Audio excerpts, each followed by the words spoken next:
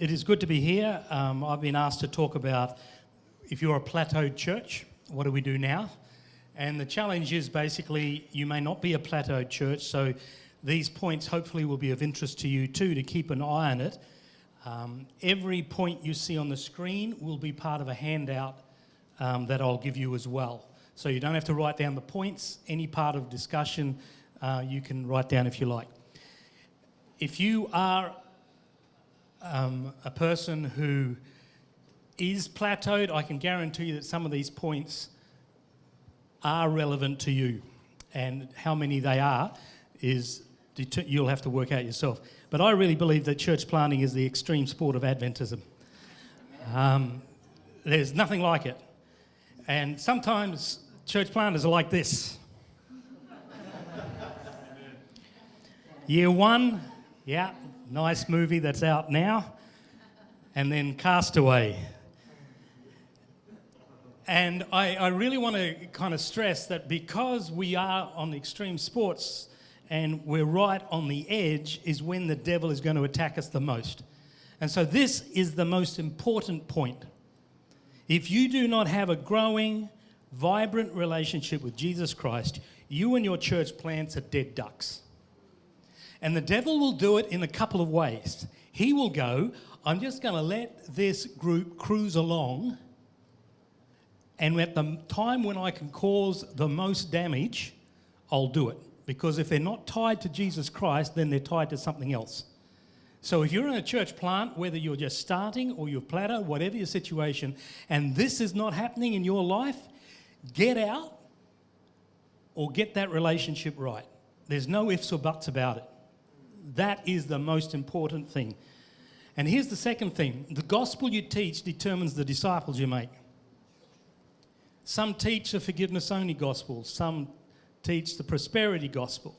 I'm talking about a discipleship gospel that talks about the fact that we are saved to actually be and do stuff. Unfortunately, I do a lot of seminars, and I usually, if I've got the time, I don't today, get a card and I get the good Adventists to write down their definition of the gospel. I did a seminar at a conference, I won't even name it.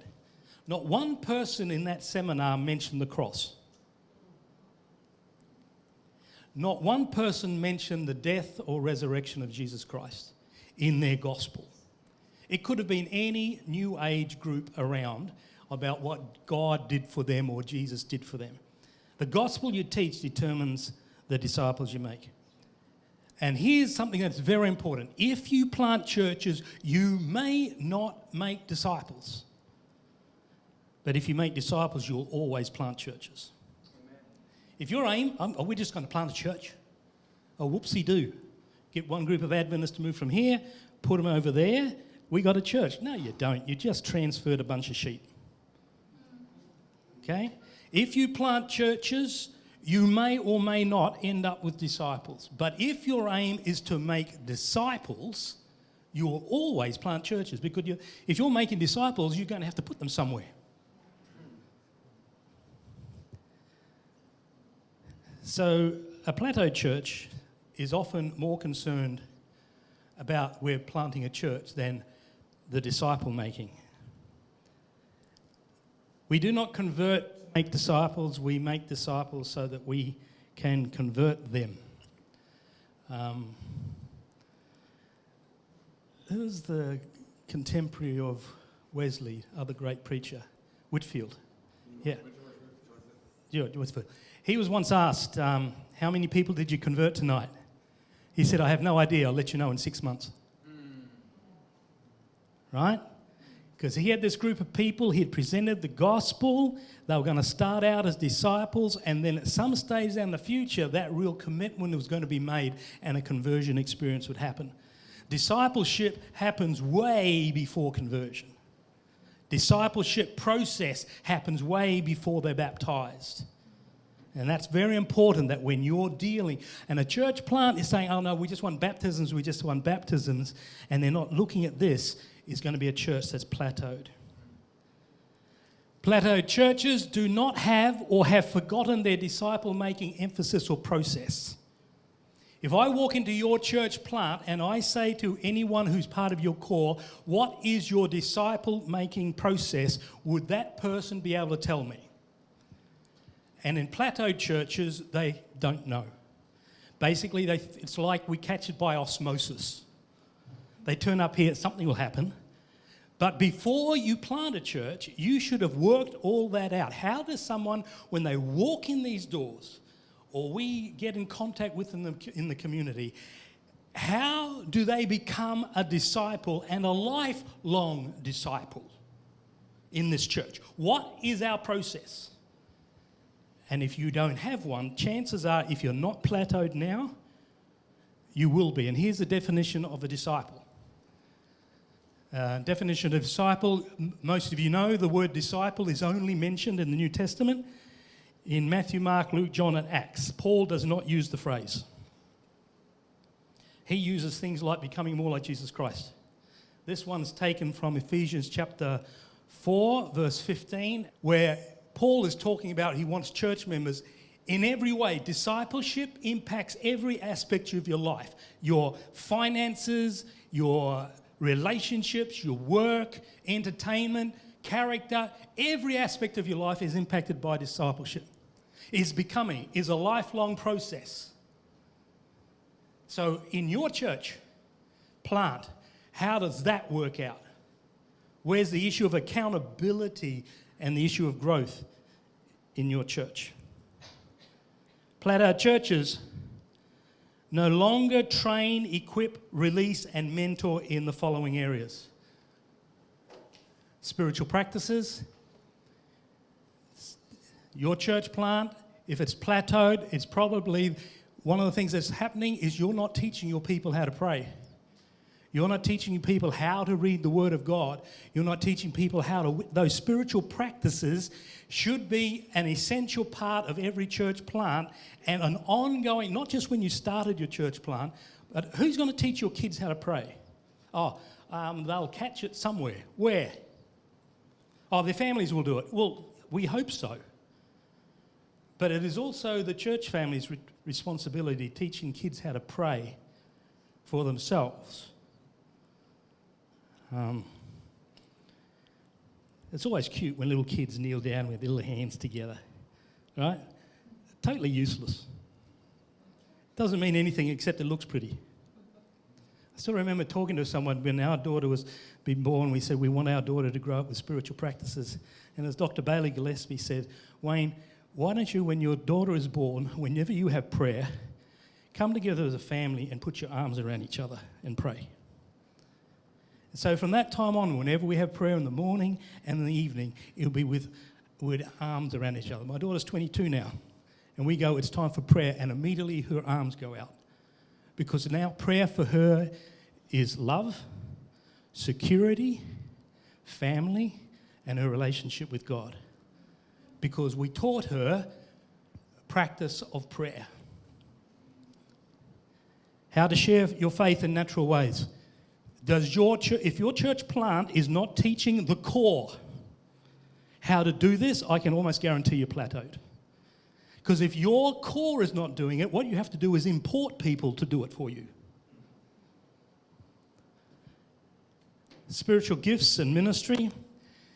Every believer is a minister. Those are things that healthy plants teach their people, their core. And so if your church plant is not doing it, I would suggest that your church is plateaued or very close to it. Plateaued churches often stress programs over relationships. Now, there's a catch here. I know some churches that we don't do any programs. We just do it in relationships. And I go, okay, tell me about the relationships you have. Tell me about those relationships that you brought to church. If that's happening, then wonderful.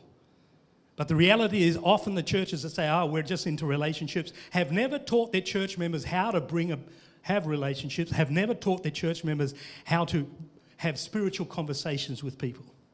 Okay? But if your church plant only relies on programs to have people attending church, then eventually your church will plateau. Your church members have to be trained to be building relationships in the community and taking responsibility. I know a church that started, said, we won't run a program for 2 years. If anyone comes, it's because you brought them. Well, I don't have any non-Christian friends. Okay, our church's responsibility is to teach you how to do that. And we will ask you who that person is each week. We will hold you accountable and how you do it. Here's a really important point. Vision leaks. Your vision should be talked about in your church every single week. Welcome to such and such church today. This church exists because we believe Jesus Christ makes a difference in people's lives. We're not perfect people, but we're on a journey. We'd love to invite you to that. We're a church that exists for people who don't normally go to church.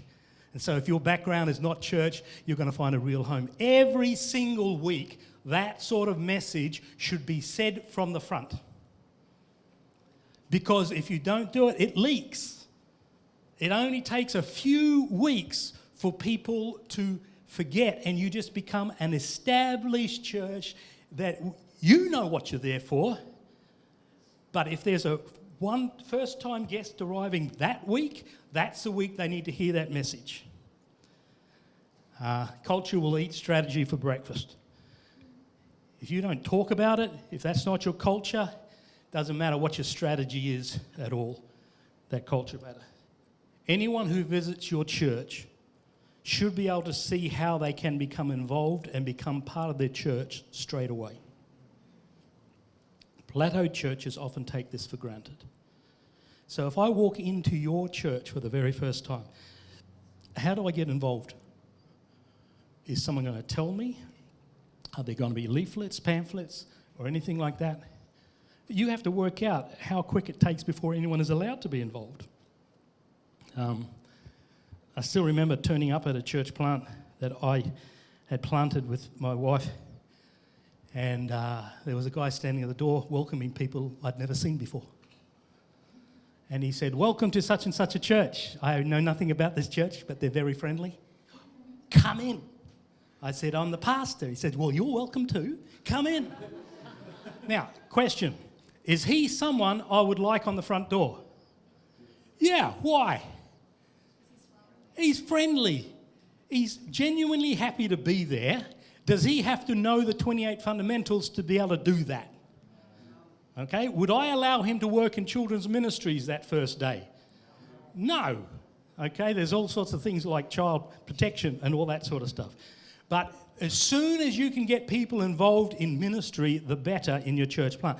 The thing is, if I rock up the first day, is there anything on any tables? Is there any signs? I've known churches have every ministry there with a contact name and one of those pull-down tags, so people can wander around and there's this big board and they can look and go, okay, which one? And from the front each time, if you'd like to be involved, there's a board over there, go and have a look. But if you take it for granted, chances are it won't happen. I want to explain this one. Plateaued churches often have Arise, Bible workers, volunteers, etc. up the front rather than those from the church community. When Arise students and Bible workers come into your church and come alongside your core and build up your church members, then they're the most effective. When they're the ones doing all the ministry, we went away from this, the pastor does all the work because we pay him. We said, no, priesthood of all believers. But some plateaued churches have taken it to another level. We don't pay the pastor anymore, we pay the volunteer. And we still sit back and our role still is to do nothing because we're paying for these guys to do it. But a church that is growing uses and utilises the volunteers to encourage the core. I still remember a church plant I was at, and my coach turned up one Sabbath, and he looked at me and he said, "Wayne, the people up the front do not reflect the people sitting in the chairs." You know what I'm saying? He says there's community people sitting here, but there's a totally different vibe with the people up the front. They dress better, they look different, and the people down here in the chairs don't feel that they can be involved because they can't compete with that lot.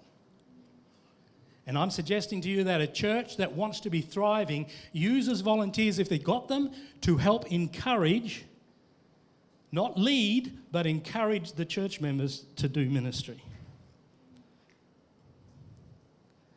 Plateaued churches often have forgotten how to treat biblically illiterate, questioning skeptics. And I would suggest to you that you should, every week, acknowledge that the skeptics and doubters are there. If you're here for the first time, you're not really sure why you're here, your girlfriend brought you a book, what have you, we're glad you're here. This is why today's sermon might be relevant to you. If you're here today, you're not really sure why you're here. If you've been harassed by Christians, I'm going to give you 3 texts in this sermon to use against Christians. The whole back row sits up straight. And you read from Colossians chapter 3 on how Christians are supposed to relate to people.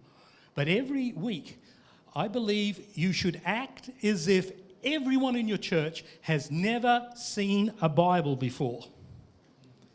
Now, if you know everybody in your church plant, you still should be acting as if there's unchurched people sitting there. And the best way to do it is to pretend that no one here knows what a Bible looks like. And that's why I really believe you should always have Bibles that you can hand out and always use page numbers. That means the speaker of the day has to use the same Bible that's handed out. You know, you hand out a Bible to somebody who's never seen a Bible before. You don't say, hey, everyone turn to such and such. They don't know how to do that. By you saying that, you're assuming that they're all churched, which is not who you're targeting in the first place. So you should always, if you're a church that wants to continue to grow, Plateau Church, who cares what the unchurched people think? But if you're a church that's really concerned about the people and going ahead, you'll have your Bibles, the speaker will speak from that Bible, and you'll always say, hey, you're going to need Bibles today. If you don't know your way around the Bible, that's fine. We'll call out page numbers, and always give the context. You don't say, you all know the story of Daniel in the lion's den. Well, they don't. Okay, I was in a church plant this morning, and the person got up the front and said, we're going to be talking about Daniel today. Daniel was a person who lived and gave the context of where Daniel was. And so when the person opened the Bible and read it, they go, okay, I'm not regarded as dumb by the people in this church. Preaching in a plateaued church often ignores the fact that those far from God are in the audience. And my suggestion to you is, you should say at the beginning of every service why an unchurched person will find this sermon important to their lives. Today we're going to learn from a guy who used to persecute Christians and then became one. And today we're going to learn why he went from being a real skeptic to a follower of Jesus Christ. If you're not a follower of Jesus Christ, his story might be interesting to you. Okay? So that's each one of those points that I went through, there's 12 of them. I could do a TED talk on each of them, as you could understand. Each of those you can go deeper in.